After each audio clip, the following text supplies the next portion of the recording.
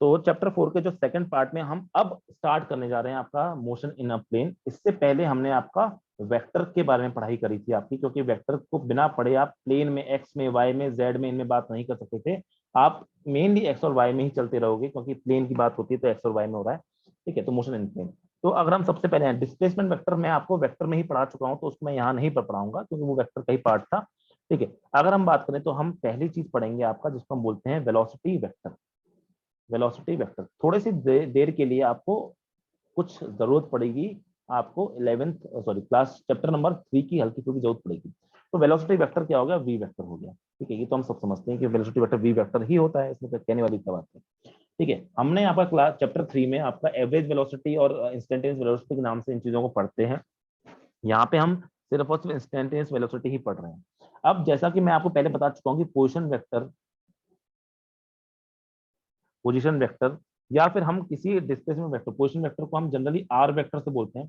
Are vector होता है आपका पोजीशन वेक्टर। इसको मैं एक्स आई कैप प्लस वाई जे कैप के नाम से लिख सकता हूँ। कैसे? जैसे देखो कोई भी पॉइंट है आपका, यहाँ पी पॉइंट है, तो ये हो गया इसका एक्स, ये हो गया इसका वाई, तो ये क्या हो गया एक्स को एक्स आई कैप प्लस वाई जे कैप के नाम से लिख सकता हूँ। और डिस्प्लेसमेंट वेक्टर को मैं जनरली आपका एस वेक्टर से रिप्रेजेंट करता हूँ।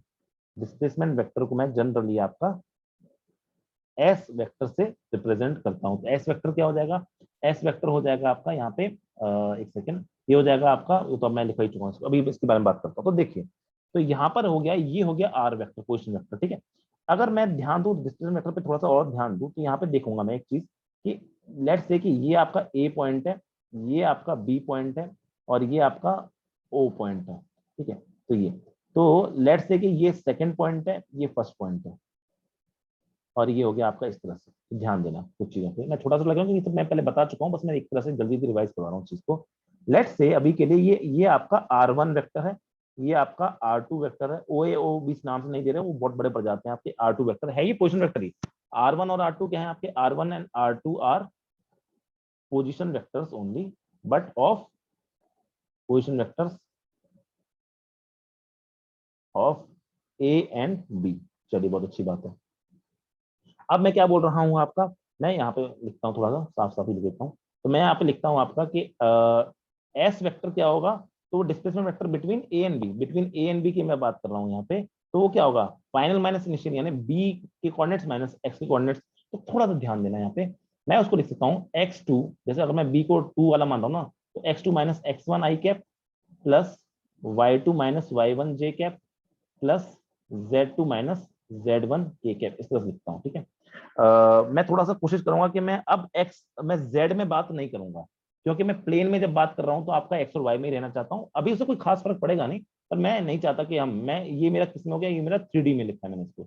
अब मैं प्लेन में आकर बात कर रहा हूँ तो 2D में बात करूंगा। 2D में अपना 2D आपका एक्स वाई भी 2D है, वाई जेड भी 2D है, और जेड एक्स भी 2D है, लेकिन मैं सिर्फ एक्स एंड वाई में 2D की बात करूंगा।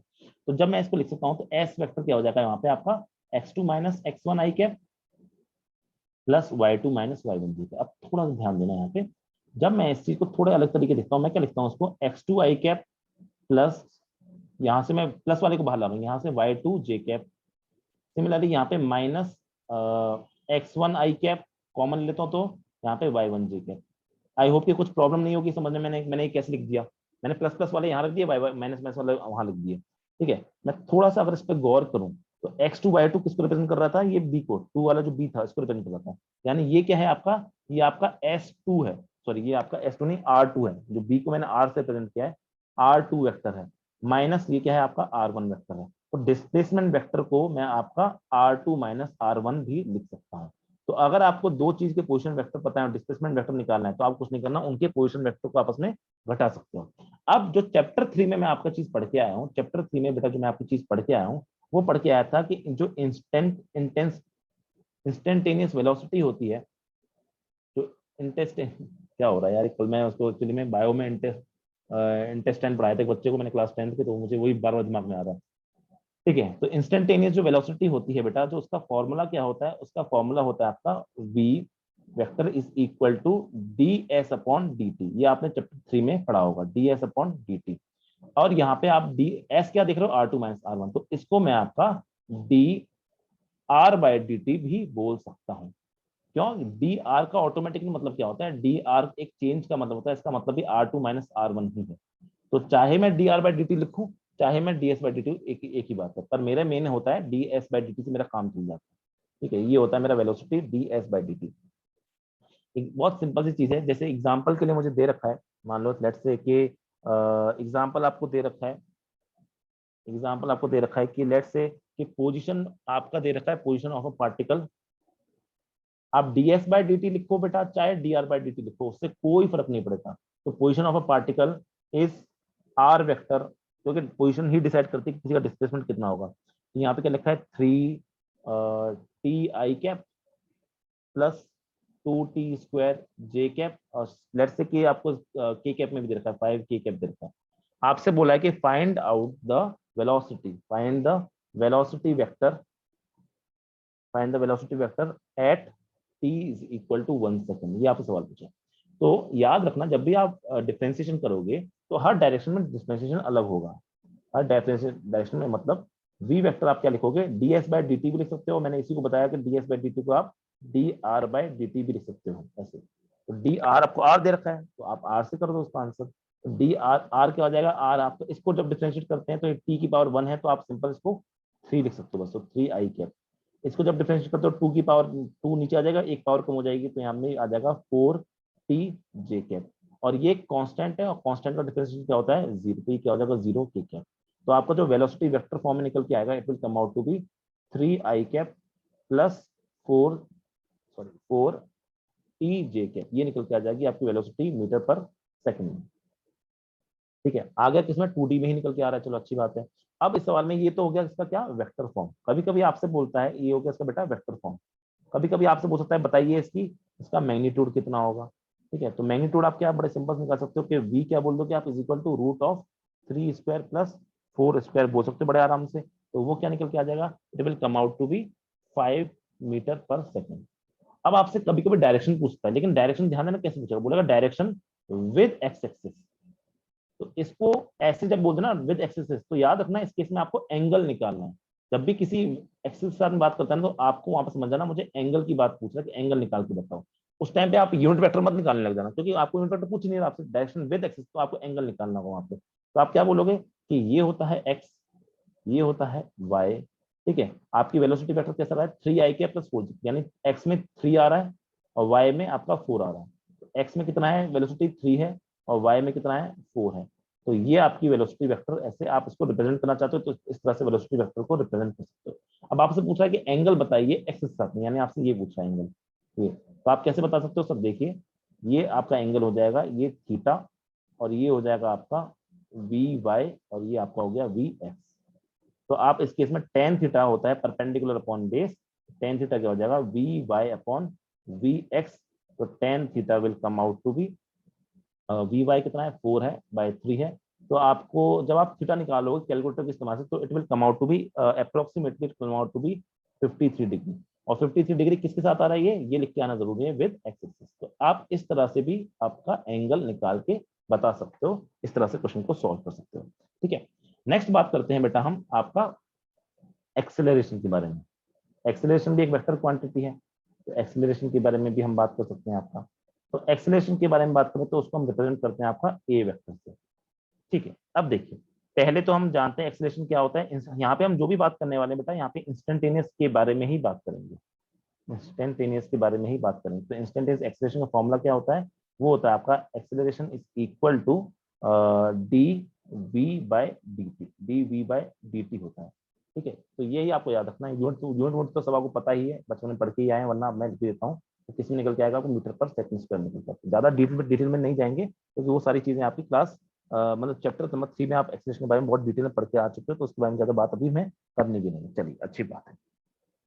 नेक्स्ट अगर हम बात करें कि मान लीजिए कोई कोई सवाल आ जाए, तो आप सवाल को कैसे कर सकते हो, तो वही है, आपको बस डिफरेंशिएशन करना है। तो मैं एग्जांपल, पिछला वाला एग्जांपल एक बार देख लूं। पिछले वाले एग्जांपल में आपकी वेलोसिटी क्या निकल के आई थी, तो velocity in vector form came out to be this 3 I cap plus 40 J cap.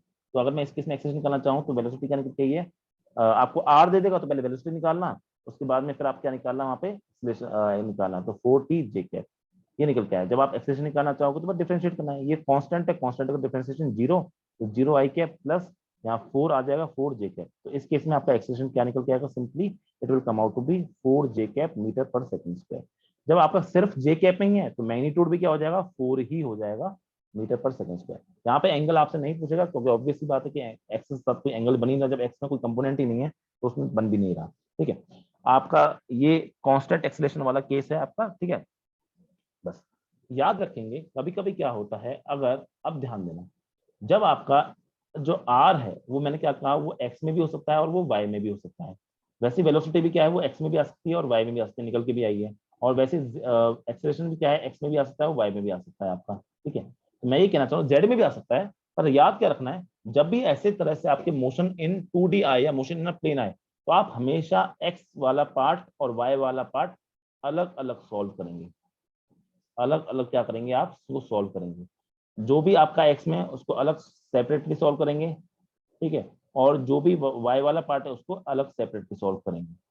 और अगर इनको कभी कनेक्ट करने की जरूरत पड़ी, ये बात ध्यान देना क्योंकि मुझे नेक्स्ट जो चीज है वो इसी पे डिपेंड करने वाली है।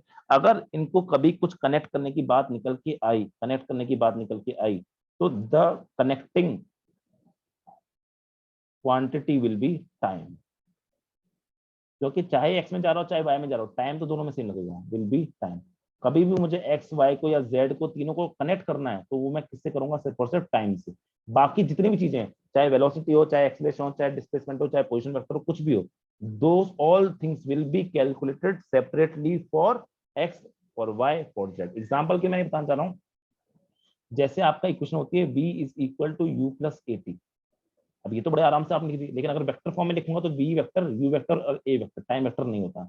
ठीक है, अगर एक्स और वाई में अलग है तो एक्स में अगर आपको लिखने की जरूरत पड़ी तो आप एक्स एक्सिस वाली में क्या लिखोगे, इसको V X is equal to U X plus A X into T, इस तरह से लिखोगे। सिमिलरली आप वाई में बात पड़ी तो वाई में आप उसको क्या लिखोगे, आप उसको लिखोगे V Y is equal to you Y plus A Y into T लिखोगे, इस तरह से। वैसे ही बाकी बाकी क्वेश्चन ऑफ मोशन को भी आप लिख सकते हो। तो 2 डायमेंशन जब भी आप क्वेश्चन सॉल्व करना है तो एक्स को अलग सॉल्व करना है, वाई को अलग सॉल्व करना है, दोनों में गिचपिच नहीं करनी है। अगर गिचपिच करने की जरूरत पड़े तो सिर्फ और सिर्फ टाइम को वहां पे आप एक साथ कर देना। चलिए, नेक्स्ट जो चीज है बेटा बेटा आपकी, नेक्स्ट जो चीज है वो है आपकी रिलेटिव मोशन। वो है आपकी रिलेटिव मोशन। ये आप चैप्टर 3 में बहुत डिटेल में वैसे ही पढ़ लेते हैं इसको, बस यहाँ पे बस हम इसको बस नाम के लिए पढ़ रहे हैं। क्योंकि वेलोसिटी, रिलेटिव मोशन का मतलब बेसिकली वेलोसिटी से होता है। ठीक है, तो रिलेटिव मोशन का मतलब होता है वेलोसिटी से, जनरली वेलोसिटी होती है। तो आपका रिलेटिव मोशन अगर पूछा है, पोजीशन, रिलेटिव पोजीशन पूछता है। ठीक है, तो रिलेटिव मोशन मोशन का हमेशा तरीका होता है relative motion of one with respect to two. ये इसका मतलब क्या है आपका, कि वन को टू ऑब्जर्व कर रहा है। रिलेटिव मोशन का हमेशा तरीका होता है वन को टू ऑब्जर्व कर रहा है, इसका मतलब हमेशा ये होता है रिलेटिव का मतलब, और कुछ नहीं।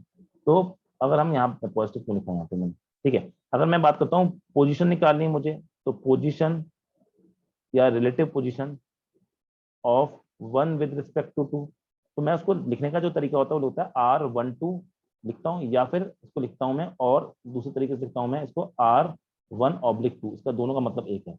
और इसका मतलब क्या हो जाएगा, वेक्टर फॉर्म में क्या हो जाएगा आपका, इसका मतलब होता है R1 माइनस R2। ठीक है, पहले कौन आता है, जिसको ऑब्जर्व कर रहे हैं, जिसको ऑब्जर्व कर रहे हैं। ठीक है, और दूसरी जगह पे कौन आता है, जो ऑब्जर्वर है उसका आता है। तो ऐसे याद कर लिए, काफी है। ठीक है, नेक्स्ट बात करें आपका रिलेटिव वेलोसिटी पूछ सकता है आपसे। ठीक है, of one with respect to to.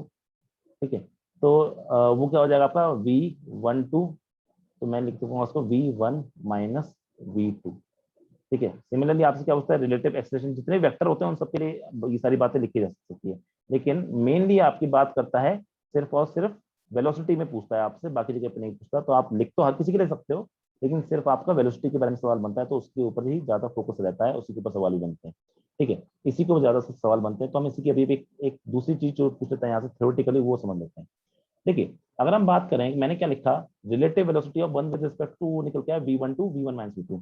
अगर मैं वहीं पे बात करूं आपका, मैं अगर यहाँ पे गलती से ये लिख दूं relative velocity of two with respect to one, तो वो क्या हो जाएगा, उसमें लिखूंगा V21 is equal to V2 minus V1। इसको मैं थोड़ा सा ध्यान दूं तो मैं यहाँ से इसको लिख सकता हूँ v21 को क्या लिखता हूँ, ये लिखता हूँ मैं आपको यहाँ से माइनस कॉमन निकाल लेता हूँ और मैं यहाँ पे लिखता हूँ v1 माइनस v2 इसको लिख देता हूँ। ठीक है, और मैं थोड़ा सा इसको ऑब्जर्व और करूँ तो ये आपका और कुछ नहीं, ये v12 लिखता है। तो यहाँ से क्या चीज निकल के आती है, v21 और v12, ये दोनों क्या होते हैं, बराबर। यानी इसका मतलब क्या हो जाएगा आपका कि both have same magnitude, equal है, दोनों के बीच में इक्वल का साइन लगा है, इसका मतलब both have equal magnitude, both have equal magnitude. मतलब कि क्या हो जाएगा आपका कि mod of v21 is equal to mod of v12। But the other thing is which is to understand is कि वो दूसरी चीज क्या हो जाएगी समझने वाली, वो ये हो जाएगी कि बोथ हैव अपोजिट डायरेक्शन, दोनों की डायरेक्शन क्या हो जाएगी अपोजिट। तो आप अगर आप उल्टा लिख दोगे तो आपकी डायरेक्शन भी क्या हो जाएगी, उल्टी हो जाएगी, मैग्नीट्यूड में कोई फर्क नहीं पड़ेगा। तो ये आपका रेट ऑफ मोशन है, आपको बस इतना ही समझना है, बाकी डिटेल में रेट ऑफ मोशन को हम चैप्टर नंबर 3 में पढ़ते हैं। चलिए नेक्स्ट बात करते हैं आपका इस मतलब इस चैप्टर का जो टॉपिक, इस चैप्टर को अगर हम बात करें यहाँ पे तो वो है आपका projectile motion. Very important topic, अगर दिमाग लगाओ तो बहुत हार्ड टॉपिक भी है, लेकिन हम फिर से कह रहे हैं कि इसमें हमें बहुत ज्यादा दिमाग नहीं लगाना है, क्योंकि इसके सिर्फ फॉर्मूले अक्सर एग्जाम में पूछे जाते हैं, ज्यादातर चीज नहीं पूछी जाती है आपसे। तो प्रोजेक्टाइल मोशन पे हम यहाँ पे गौर करते हैं, तो देखेंगे। अगर हम बात करें प्रोजेक्टाइल मोशन की, तो प्रोजेक्टाइल मोशन होता क्या है, कुछ नहीं है। जैसे आपने पहले चैप्टर नंबर 3 में पढ़ा होगा कि एक बॉडी को हमने, एक बॉल को हमने, बॉडी को हमने ऊपर से नीचे की तरफ फेंका, मोशन अंडर ग्रेविटी के क्वेश्चन जो होते हैं आपके। या फिर हम क्या करते हैं, ग्राउंड पे से क्या करते हैं, एक बॉडी को ऊपर की तरफ फेंकते हैं तो वो जाती है और लौट के वापस आ जाती है, इस तरह से होता है। ठीक है, या फिर हम क्या करेंगे, एक बिल्डिंग पे खड़े हैं, हमने बॉडी को ऊपर की तरफ फेंका तो वो जाएगी ऊपर, फिर लौट के ऐसे आ जाएगी। तो इनमें हो क्या रहा है इन सारे केसेस में कि बॉडी आपकी स्ट्रेट लाइन में जा रही है, इन सब में आप बॉडी आपकी स्ट्रेट लाइन है अंडर मोशन अंडर ग्रेविटी। ये सब क्या है, आपके मोशन अंडर ग्रेविटी वाले केस हैं, जब आपकी बॉडी आपकी ग्रेविटी के अंडर है बस और कहीं नहीं है। लेकिन इस सब में क्या है कि they are in straight line, ऊपर कहीं नीचे आ गई, नीचे ही जा रही है तो सेम लाइन में आपकी। ये मैं गोल दिखा रहा हूँ क्योंकि अलग अलग दिखाने के लिए, वरना ये ऊपर गई है और नीचे आई है, बस ऐसा हुआ है आपका। ठीक है, प्रोजेक्टाइल मोशन में क्या होता है बेटा, ये आपका एक तरह का 2D या फिर मैं कह सकता हूँ एक तरह का प्लेनर मोशन होता है, या प्लेनर मोशन अंडर ग्रेविटी है आपका। प्लेनर मोशन अंडर ग्रेविटी होता है, उसका एग्जांपल होता है आपका प्रोजेक्टाइल मोशन। चलिए देखते हैं इसमें।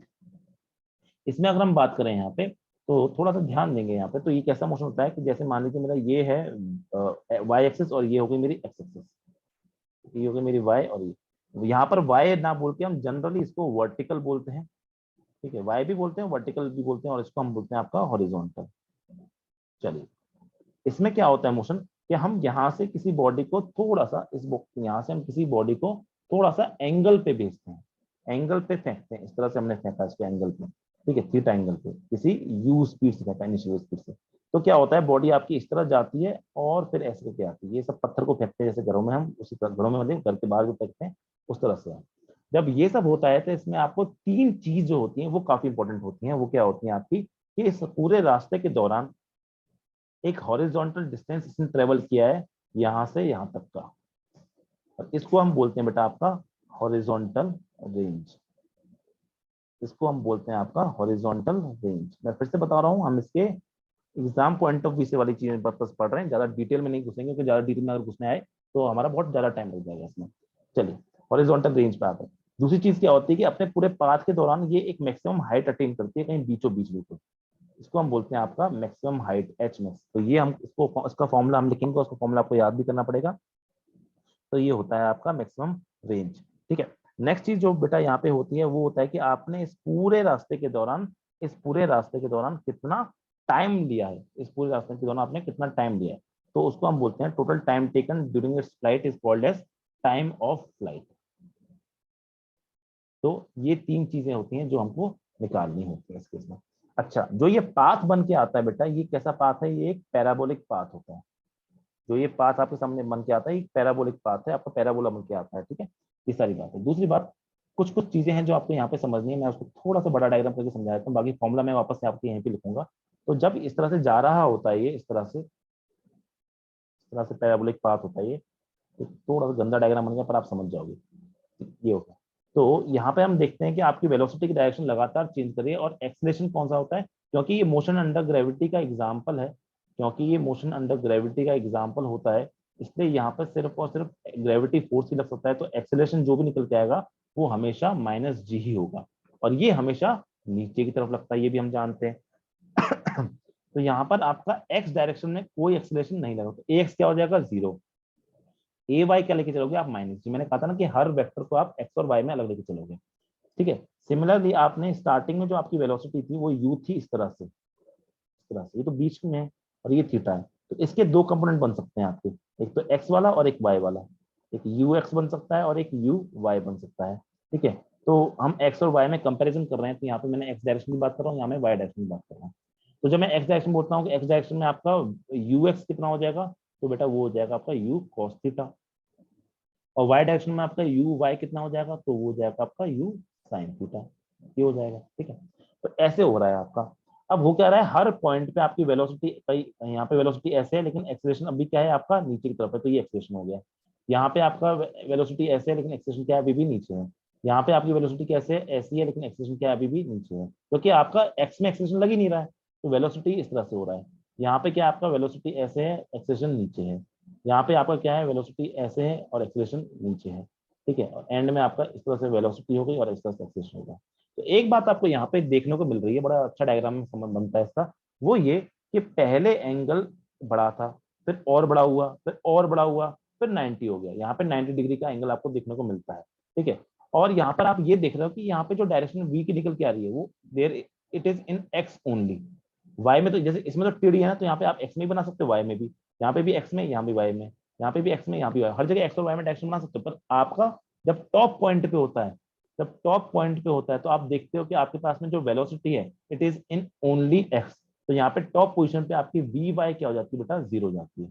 वहां पे सिर्फ और सिर्फ क्या बचती है, वी एक्स ही बचती है। वहां पे सिर्फ और सिर्फ क्या बचती है, आपकी वी एक्स ही बचती है, और जो भी होती है वो यही होती है। और वी एक्स की वैल्यू स्टार्टिंग में क्या थी आपकी, यू कॉस थीटा। तो वी आपका यू कॉस थीटा क्यों, क्योंकि बेटा एक्सेलरेशन, एक्स डायरेक्शन में एक्सेलरेशन है ही नहीं, तो आपके एक्स डायरेक्शन वेलोसिटी को कोई चेंज करने वाला ही नहीं है। इसका मतलब एक्स डायरेक्शन में आपका क्या रहता है, वेलोसिटी इन एक्स डायरेक्शन रिमेन्स सेम, क्योंकि उस केस में आपका कोई है ही नहीं, कोई फोर्स ही नहीं है, कोई एक्सेलरेशन नहीं है, कोई फोर्स ही नहीं है आपका एक्स डायरेक्शन में, तो आप क्या बोलोगे उस केस में आपका कोई वेलोसिटी में चेंज नहीं आता एक्स में। लेकिन वाई में चेंज आता है, क्योंकि वाई में आपका क्या होता है, वाई में आपका एक्सेलरेशन होता है, तो वहां पे आपको देखने को मिलेगा क्या, चेंज देखने को मिलते हैं। तो यहाँ पे आपको क्या लगाना पड़ेगा, यहाँ पे s y is equal to you y t plus half of a y t का square, v y square is equal to you y square plus two a y s y लगाना पड़ेगा, और v Y is equal to you Y plus A y t, ये सारी equation आपको यहाँ पे लगानी पड़ेगी। दूसरी बात अगर हम समझें तो ये सब आपको बताया कि ये एंगल क्या होता है, पहले एंगल बढ़ता है और फिर एंगल वापस से क्या होता है, कम होता है। पहले एंगल बढ़ेगा फिर एंगल क्या हो, कम होगा, तो सिमेट्री, पहले बढ़ो फिर 90 फिर उसके बाद वापस घटो, तो इस तरह की सिमेट्री आपको देखने को मिलती है।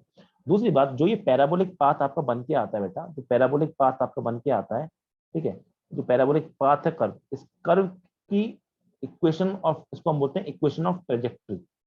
इक्वेशन ऑफ ट्रेजेक्ट्री कुछ नहीं है, it is a mathematical way, it is a mathematical way of expressing, it is a mathematical way of expressing the path equation. Equation की पाथ है जिसको मैथमेटिकली एक्सप्रेस करते हैं।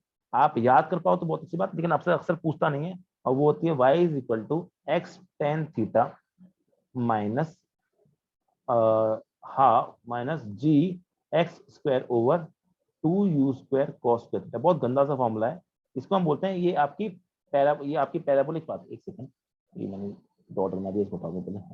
जो आपका ये पैराबोलिक पाथ है ये बन के आया, ये इसकी क्वेश्चन होती है, जो आपके सामने पैरेलल बन के आया ना, ये इतना खतरनाक पैरेलल है, इसकी खतरनाक सी क्वेश्चन है ये, ठीक है। नीट और आईआईटी में इसको याद करने के लिए बोला जाता है, आपको याद करने की इसको जरूरत नहीं है, ज्यादा जरूरत नहीं। अब देखते हैं आगे बात करते हैं इसकी, ठीक है, ठीक है। वापस से पीछे आते हैं, तो मैंने बताया यहाँ पे समझाऊंगा। तो यहाँ पर अगर इसको हम y और x में तोड़ें, इसको y और x में तोड़ें, तो हम y में ये पाते हैं कि बॉडीज क्या हुई है, y में तो ऊपर गई है, ठीक है, और फिर क्या हुई है, वापस से नीचे लौट के आई है। y में अगर हम देखते हैं तो बॉडी क्या गई है, ऊपर गई है और नीचे गई है, ठीक है। और x में अगर हम बात करें आपका, तो x में क्या होता है आपका, x में बॉडी सिर्फ आगे की तरफ जा रही है, ठीक है, जिसमें वो क्या ट्रेवल कर रही है, रेंज ट्रेवल कर रही है, और इसमें क्या वो ट्रेवल कर रही है, एच मैक्स ट्रेवल कर रही है। और ये सब चीज, ये वाला केस आपका इससे बड़ा मैच खाता है, ये वाला जो केस है, ये वाला केस इससे ही मैच खाता है। तो वहां पर जो फॉर्मुले निकल के आए थे, सेम टू सेम फॉर्मुले यहाँ पे निकल के आते हैं, ठीक है। अब देखिए यहाँ पे वाई एक्सिस में जो फॉर्मूले आपने वहां पढ़े थे चैप्टर नंबर 3 में, वही फॉर्मूले, तो वहां पे आपने जो एच मैक्स का फॉर्मूला निकाला था, वो फॉर्मूला निकाला था आपने यू स्क्वायर बाय 2g। एक बार आप जाकर देखेंगे तो आपको फॉर्मूले वहां मिल जाएंगे यू स्क्वायर बाय 2g। बस फर्क क्या होगा, यहाँ पे यू लिखने के बजाय आपको यू वाई लिखना पड़ेगा। यू वाई का मतलब मेरा यू वाई है, मेरा ये यू आई है आपका, ठीक है। ये मेरा यू आई और यू एक्स मैंने आपके अलग अलग यहाँ पे बताए हैं, ठीक। तो यहाँ पे यू आई, तो यू आई की वैल्यू क्या हो गई, यू आई की वैल्यू होती है you square sign, you sine theta होती है, तो उसका फॉर्मूला निकल के आता है you square sine square theta by 2g। आपको बेटा ये फॉर्मूले याद होने चाहिए, इंपॉर्टेंट है फॉर्मूले याद करने के लिए, you square sine square theta by 2g। Next है टाइम का फॉर्मूला। जब आपने टाइम का फॉर्मूला वहां पढ़ा होगा, तो वहां पे टाइम का फॉर्मूला आपने पढ़ा होगा, तो वहां पे निकल के आया था आपका 2u, आपने पढ़ा था 2u y by, sorry 2u by g formula आपने वहां पे पढ़ा था, और थोड़ा बहुत भी आपको चैप्टर 3 का याद है, 2u bye Y bye g formula निकलता। बस यहाँ फर्क क्या आएगा, यहाँ y लिख देना है और कुछ नहीं। तो फॉर्मूला क्या बन जाएगा, 2u sine theta upon G. This will be the formula of time of flight of projectile motion. तो ये फॉर्मूला भी आपको याद होना चाहिए प्रोजेक्टाइल मोशन का। नेक्स्ट है रेंज। रेंज की अगर हम बात करें तो रेंज में मैंने क्या बोला, इसमें आपका कोई एक्सप्रेशन तो है नहीं, इसमें तो सिर्फ और सिर्फ क्या है आपका यूएक्स है। और इतना जो रेंज ट्रेवल किया है इसने, यहाँ पर क्या दिया होगा, टाइम तो सेम लिया होगा ना। मैंने क्या बताया था, एक्स और वाई में एक चीज सेम रहती है, वो क्या होता है आपका टाइम, ठीक है। एक्स और वाई में एक चीज सेम रहती है, वो क्या रहता है आपका टाइम। तो टाइम सेम है, एक्सेलरेशन है नहीं, तो मैं सिंपल इसको distance is equal to speed into time से इसको लिख सकता हूँ, ठीक है। तो आर इज इक्वल टू क्या हो जाएगा, यू एक्स, यू एक्स की वैल्यू क्या है, यू कॉस थीटा, टाइम की वैल्यू आपने यहाँ लिख रखी है 2u साइन थीटा अपॉन जी। थोड़ा सा इसको साथ में लिखते हैं तो ये आ जाएगा आपका 2, इसको लिख सकते हैं हम आपका यू साइन, और 2 को लिख सकता हूँ 2 sine theta cos theta by g. अब जो ये 2 साइन थीटा कॉस थीटा होता है, इसको मैथमेटिक्स में एक फॉर्मूला होता है, 2 sine theta cos theta is equal to, आपने पढ़ा होगा, साइन 2 थीटा होता है। तो इसका फॉर्मूला निकल के आता है आपका रेंज का, यहाँ से बेटा फॉर्मूला निकल के आता है, जो कि आपको याद भी करना है, which is equal to R is equal to U, अच्छा यू और यू दो बार आया था ना, तो यू स्क्वायर हो जाएगा, तो यू स्क्वायर साइन 2 थीटा upon G. So these are the formulas of range, time and height. Very very important formulas. आपको ये फॉर्मूले सारे के सारे याद करने, काफी ज्यादा इंपॉर्टेंट फॉर्मूले हैं। दूसरी चीज जो यहाँ पे सोचने वाली है और समझने वाली है, वो क्या होती है आपकी, वो मैं यहाँ पे समझा रहा हूँ नोट पॉइंट करके। वो होती है कि आपसे कभी कभी पूछता है कि कब मैक्सिमम और कब मिनिमम हाइट और ये सब मिलती है। तो हम बात करें नोट पॉइंट में कि आपको जो एच मैक्स की वैल्यू है वो कब मैक्सिमम मिलेगी, ठीक है। तो इसका रीजन था, सबसे बड़ी बात है कि तभी मिलेगी जब आप उसको सीधे ऊपर फेंक दोगे, ठीक है। या फिर फॉर्मूले से देखें तो एच मैक्स का फॉर्मूला क्या होता है, वो होता है आपका you square sine square theta upon 2g, ठीक है। अगर आप इसको मैक्सिमाइज करना है तो आपका साइन स्क्वायर थीटा क्या होना चाहिए, मैक्सिमम होना चाहिए। और साइन स्क्वायर थीटा की मैक्सिमम वैल्यू क्या होती है, 1 होती है। कब मिलती है, जब थीटा क्या होता है, 90 डिग्री होता है, ठीक है। तो उसमें आपका फॉर्मूला क्या निकल के आ जाएगा एच मैक्स का, वो निकल के आ जाएगा यू स्क्वायर बाय 2g, जो कि आपका वर्टिकल वाले केस में आपने पढ़ रखा है चैप्टर नंबर 3। पूछता है किस एंगल पे मैक्सिमम हाइट मिलती है, तो theta is equal to 90 degree पे। सेम सवाल आपका ऐसा बन सकता है यहाँ पे कि कब आपकी जो रेंज है वो मैक्सिमम मिलती है, रेंज आपको कब मैक्सिमम मिलती है। तो रेंज जब मैक्सिमम मिलती है तो रेंज का फॉर्मूला क्या होता है, वो होता है आपका r is equal to u square sine 2 theta by g होता है, ठीक है। तो यहाँ से अगर हम बात करें तो ये मैक्सिमम कब होगा, जब साइन 2 थीटा मैक्सिमम होगा।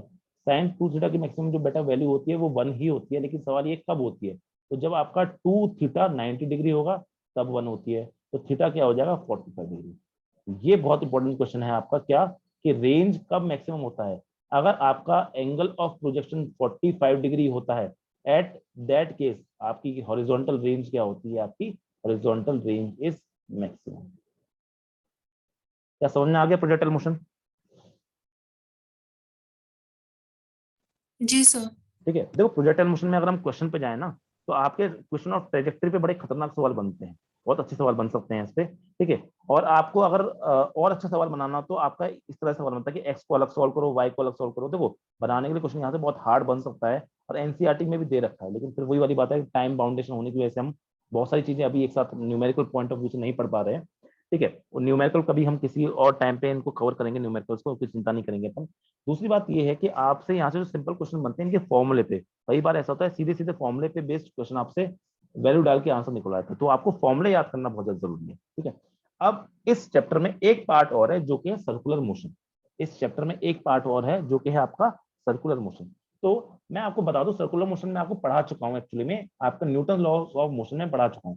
न्यूटन लॉ ऑफ मोशन में आपका सर्कुलर मोशन में सिर्फ और सिर्फ फ्रिक्शन से उसको अटैच करवाया था, लेकिन मैंने आपको डीप में वो सर्कुलर मोशन पढ़ाया था। ठीक है, जब आप ये वीडियो देखोगे तो मैं ये बात बोल रहा हूँ कि मैंने जो इस चैप्टर में जो सर्कुलर मोशन वाला पार्ट है, ठीक है, इस चैप्टर में जो इसके बाद आपका जो पार्ट आता है वो होता है सर्कुलर मोशन। ठीक है, उसको मैंने आपका चैप्टर नंबर जो 5 है यानी एनएलएम, उसमें कवर कर दिया है एक साथ, क्योंकि थोड़ा सा यहाँ पढ़ो थोड़ा सा वहां पढ़ो तो कोई मतलब नहीं होता। तो मैंने पूरा का पूरा पार्ट पहले ही सोच के, मैं पहले आपको वो चैप्टर पढ़ा रहा था, इसलिए मैंने ये सोच के कि आपका जब एक जगह जब यहाँ भी पढ़ाना है वहां भी पढ़ाना है, तो मैंने दोनों को एक साथ पढ़ा दिया। ठीक है, लेकिन मैं आपको वहाँ पे कुछ चीज दिखाना चाहता हूँ, आपकी बुक के हेल्प आउट से मैं वो दिखाना चाहता हूँ कि मुझे क्या बताना है। मैंने वहाँ पे एंगुलर वेलोसिटी, एंगुलर एक्सीलरेशन, ये सारी की सारी चीजें मैंने आपको वहाँ पे समझाई थी। याद है ना, ये एनएलएम में हमने सर्कुलर मोशन पढ़ा था आपका, फ्रिक्शन से अटैच भी किया था, मैक्सिमम वेलोसिटी एट टर्न कितनी होती है वो सब निकाला था, सेंट्रीपिटल एक्सीलरेशन, सेंट्रीफ्यूगल एक्सीलरेशन, वो सारी चीजें पढ़ी थी, राइट है, तो पढ़ा याद है ना।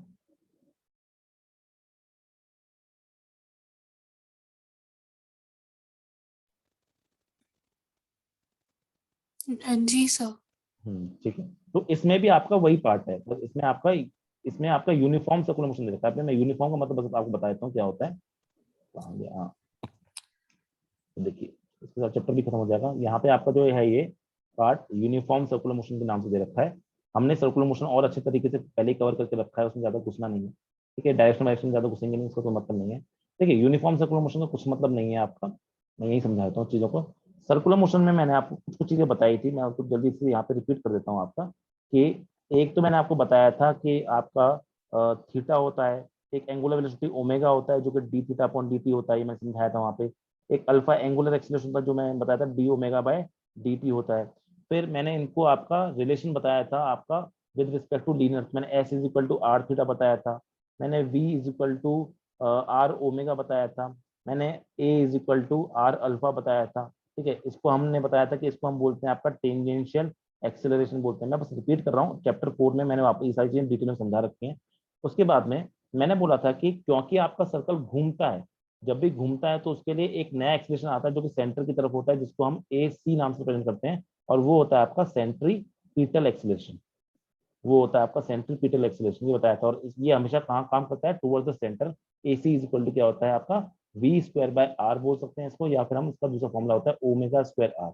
याद रखेंगे, सेंट्रीपिटल आपका क्या करता है, इट चेंजेस द डायरेक्शन। ये आपके डायरेक्शन के लिए, चेंज के लिए डिपेंडेंस इस पे होती है आपकी। और ये जो होता है इट चेंजेस द मैग्नीट्यूड, ये आपका सिर्फ और सिर्फ मैग्नीट्यूड चेंज करता है। ठीक है, दिस ऑलवेज एक्ट्स टू, इस तरह से एक्ट करता है हमेशा, इस परपेंडिकुलर टेंजेंट की डायरेक्शन में करता है, ये टुवर्ड्स द सेंटर करता है। ठीक है, दूसरी बात, centripetal acceleration is necessary for circular motion. Centripetal acceleration is necessary for circular motion, इसके बिना सर्कुलर मोशन होना पॉसिबल नहीं है। ठीक है, चलिए ये भी बात समझ में आ गई। नेक्स्ट जो बात करनी है हमको यहाँ पे वो समझनी है कि भाई और क्या बात है जो हमको पता होनी चाहिए। तो देखें, एक सेकंड मैं मिटा दे रहा हूँ, आप बाद में देख लेंगे वीडियो में इसको। ठीक, अब यहाँ पर ये तो सारी मैंने बात करी आपकी सिंपल सर्कुलर मोशन में। तो यूनिफॉर्म सर्कुलर मोशन क्या होता है? यूनिफॉर्म सर्कुलर मोशन में आपके जो इंपॉर्टेंट पॉइंट है वो समझ लीजिए। वो ये होता है आपका कि जब आपका ओमेगा की वैल्यू क्या हो जाती है, कांस्टेंट हो जाती है। जब ओमेगा कांस्टेंट हो जाता है तो अल्फा क्या होता है, उस टाइम में जीरो हो जाएगा। अब मैं जानता हूं कि v क्या होता है, आर ओमेगा होता है। ठीक है, क्योंकि ओमेगा कांस्टेंट है, आर कांस्टेंट है, तो v भी क्या हो जाएगा बेटा, कांस्टेंट हो जाएगा। v की जो वैल्यू है वो क्या हो जाएगी आपकी, कांस्टेंट हो जाएगी। तो आपके a की वैल्यू क्या हो जाएगी, जो कि आर अल्फा होता है, अल्फा जीरो है, तो a भी क्या हो जाएगा आपका जीरो, यानी टेंजेंशियल एक्सीलरेशन at क्या हो जाता है आपका, जीरो हो जाता है यूनिफॉर्म सर्कुलर मोशन। तो उस टाइम पे बॉडी के पास में सिर्फ और सिर्फ एक ही एक्सीलरेशन बचता है, और वो क्या होता है आपका सेंट्रीपिटल एक्सीलरेशन। लेकिन ये जीरो नहीं होता, v कांस्टेंट आर कांस्टेंट या ओमेगा कांस्टेंट आर कांस्टेंट। तो यहाँ से क्या होता है आपका, इस केस में आपका ए सी यानी आपका सेंट्रीपिटल एक्सीलरेशन भी क्या हो जाता है, कांस्टेंट हो जाता है। बस इतना है। ठीक है, आपका सिर्फ और सिर्फ इतना होता है कि आपका यूनिफॉर्म से कुछ ना, तो उसकी सारी कंडीशंस क्या होती हैं जो मैंने आपको समझ की कि ओमेगा कांस्टेंट होगा, अल्फा जीरो होगा, वी कांस्टेंट, वी टी मतलब tangential velocity zero, sorry constant, A T यानी टेंजेंशियल एक्सीलरेशन जीरो, और आपका ए सी ही बचता है जो कि कांस्टेंट होता है, उसकी वैल्यू ये होती है। जब आपका यूनिफॉर्म नहीं होता तो आपका ए सी भी चेंज कर सकता है टाइम के अकॉर्डिंग, क्योंकि वहाँ पे ए टी होता है। तो यही होता है बस और बस आपका यूनिफॉर्म सर्कुलेशन। यहाँ पे उसने यूनिफॉर्म सर्कुलेशन के थ्रू आपको बस ये बताने की कोशिश करी है कि आपका जो सेंट्रीपिटल एक्सीलरेशन होता है वो क्यों आया। क्योंकि सेंट्रीपिटल क्योंकि अभी भी क्या हो रहा है बेटा, अभी भी सर्कुलर मोशन तो हो रहा है। जब सर्कुलर मोशन हो रहा है तो वेलोसिटी की डायरेक्शन लगातार चेंज कर रही है। तो कौन सा एक्सेलरेशन है जो वेलोसिटी की डायरेक्शन को चेंज कर रहा है, जबकि आपका 80 तो जीरो हो गया, तो वो होता है आपका सेंट्रीपिटल एक्सेलरेशन। उसको समझाने के लिए हम यूनिफॉर्म सर्कुलर मोशन समझते हैं। तो ये यूनिफॉर्म सर्कुलर मोशन के बारे में बस इतना ही है, और इससे ज्यादा कुछ है नहीं। एक बार मैं इसको आपको दिखा भी देता हूँ कि इसमें क्या क्या दिखा रखा है बुक में। देखिए, तो यहाँ पे उसने ये सब यूनिफॉर्म सर्कुलर मोशन क्या होता है, the word uniform is uniform speed, ठीक है, और कुछ नहीं। तो इस तरह से आपको उसने बस ड्राइव करके चीज दिखा रखी है। मैंने आपको फॉर्मुला तो बता ही दिया था, सारी चीज उसने ड्राइव करके बता रखी है, ज्यादा उसमें दिमाग नहीं लगाना है, ठीक है। ये मैंने यहाँ पे सेंट्रीपिटल एक्सीलरेशन उसने बात कर रखी है, तो उसका फॉर्मुला क्या होता है, V square by R formula होता है। It is always directed towards the centre, ये बता रखा है यहाँ पे, it is always directed towards the centre, उसको हम बोलते हैं सेंट्रीपिटल एक्सीलरेशन, ठीक है। न्यूटन जी ने इसका नाम दिया था। और बात क्या कर रखी है यहाँ पे इसके बारे में कुछ कुछ बातें उसने समझा रखी हैं, और कुछ ज्यादा डिटेल में इसको नहीं समझना है, ठीक है। ये सब आपका इतना ही है, बस ये आपका फॉर्मूला हो गया आपका। तो ओमेगा क्या होता है, ओमेगा थीटा अपॉन टी था, तो थीटा 2 पाई हो गया, टाइम हो गया टी। तो यहाँ से ओमेगा निकाल के फिर इसने v equal to omega r, यहाँ से a equal to omega square r. तो ये सब चीजें यहाँ पे उसने समझा रखी है, इसमें कुछ ज्यादा समझाने वाली बात है नहीं। वो सब इतने डेरिवेशन कर रखे हैं, डेरिवेशन आपके लिए इंपॉर्टेंट नहीं है। और इसी के साथ ये चैप्टर समाप्त होता है। आई होप कि चैप्टर आपको अच्छे से समझ में आया होगा। समझ में आया कि नहीं आया, जल्दी बताइए प्लीज।